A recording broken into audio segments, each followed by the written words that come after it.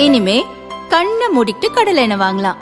ஏன்னா மந்த்ரா கடலை எண்ணெய் இதயத்தின் தயாரிப்பு. வறுக்க பொரிக்க ஏன் எல்லா சமையலுக்கும் மந்த்ரா தான். மந்த்ரா கடலை எண்ணெய், அபார ருசி, ஆரோக்கியமான உடல் நலம்.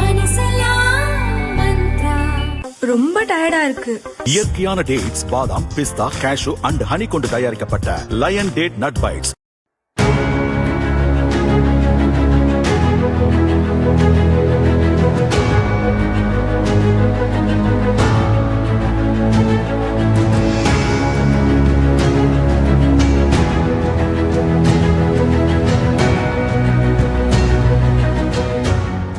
சட்டசபை தேர்தல் நெருங்கி வரும் சூழலில் அரசியல் கட்சிகள் தீவிர களப்பணியில் இறங்கியுள்ளன. அதிமுகவுக்கு எதிர்ப்புறம் நின்ற டிடிவி தினகரன் தேசிய ஜனதா கூட்டணியில் சேர்ந்தார். செங்கோட்டையன் தாவேகாவில் ஐக்கியமானார். சசிகலா மற்றும் ஓபிஎஸ் தரப்பில் இன்னும் முடிவு அறிவிக்கப்படவில்லை. தேசிய ஜனதா கூட்டணிக்கு வருவார் என எதிர்பார்க்கப்பட்ட பிரேமலதா நேற்று திமுகவுடன் கூட்டணி அமைத்தார். திமுக காங்கிரஸ் கூட்டணியில் புகைச்சல் நாளுக்கு நாள் அதிகரிக்கிறது. நாம் தமிழர் கட்சி தனித்து நிற்கிறது. சீமான் வேட்பாளர்களை அறிவித்து வருகிறார். ஆட்சியில் பங்கு என அறிவித்தும் விஜயின் தாவேகா பக்கம் யாரும் செல்லவில்லை.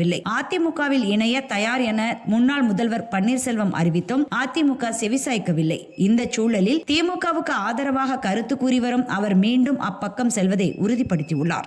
ஏற்கனவே அவர் முதல்வர் ஸ்டாலினை சந்தித்து பேச்சு நடத்தியிருந்தார். தேர்தல் நெருங்கும் நேரத்தில் இன்று அவர் தனது மகன் ரவீந்திரநாத்துடன் சட்டசபையில் முதல்வர் ஸ்டாலினை சந்தித்து பேசினார். இன்னும் கூட்டணியை அறிவிக்காத நிலையில் இந்த சந்திப்பு நடந்தது. சட்டசபையில் பேசிய பன்னீர்செல்வத்தின் அணியில் உள்ள உசிலம்பட்டி எம்எல்ஏ ஐயப்பன் திமுகவை புகழ்ந்து தள்ளி மீண்டும் மீண்டும் ஆட்சிக்கு வர வேண்டும் என்றார்.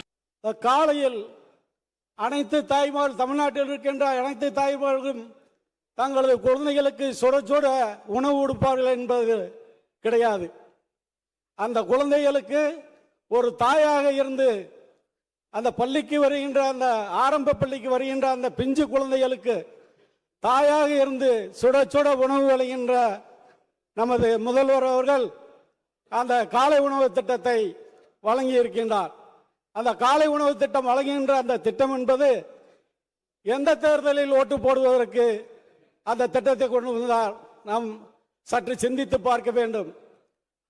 முதல்வர் 5000 கொடுத்து விட்டார், 5000 கொடுத்து விட்டார் என்று இந்த அவையிலே கூப்பாடு போட்ட அந்த தலைவர்களெல்லாம் இன்று வரவில்லை. ஆனால் அந்த காலை உணவு திட்டத்தை ஏன் இவர்கள் பாராட்டவில்லை, பாராட்ட மனமில்லை?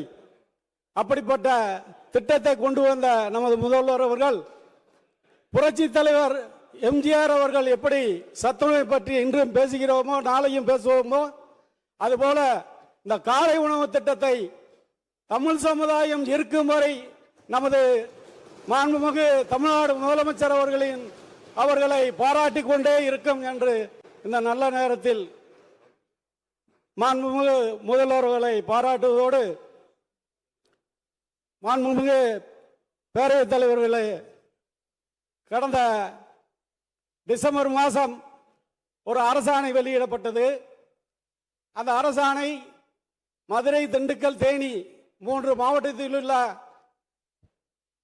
கல்லர் சீரமைப்புத்துறை சார்பாக பள்ளிகளில் ஆசிரியர் பணியிட பற்றாக்குறையை அந்த பள்ளி மேலாண்மை குழுவே தேர்வு செய்து கொள்ளலாம், அதற்குண்டான தொகுப்பூதியம் அரசு வழங்கும் என்ற ஒரு அரசாணை வெளியிடப்பட்டது. அந்த அரசாணை மூலம் ஏறக்குறைய திண்டுக்கல், தேனி, மதுரை மாவட்டத்தில் உள்ள கல்லர் பள்ளிகளுக்கு 200க்கும் மேற்பட்ட ஆசிரியர் பணியிடங்கள் நிரப்பப்பட்டு அந்த பள்ளிகளில் செயல்பட்டு வருகிறது.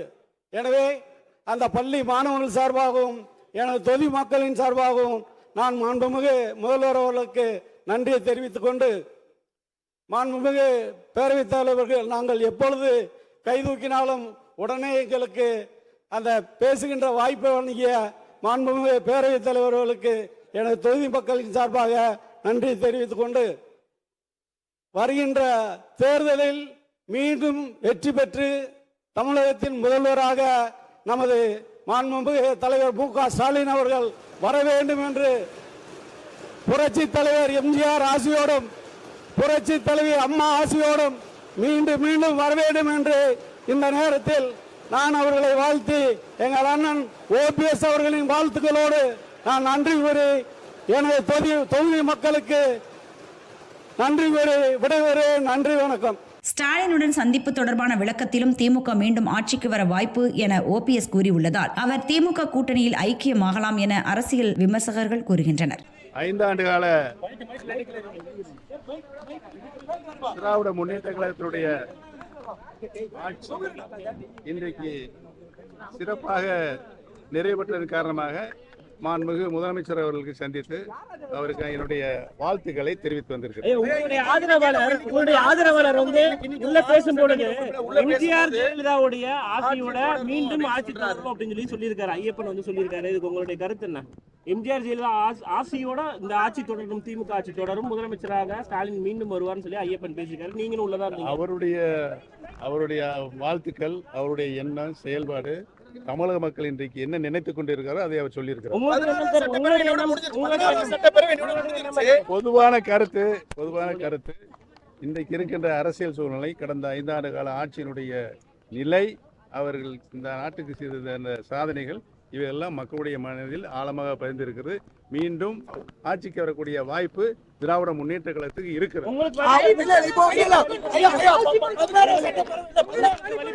தமிழகத்திற்கே வழி பிறந்திருக்கு. வாங்க.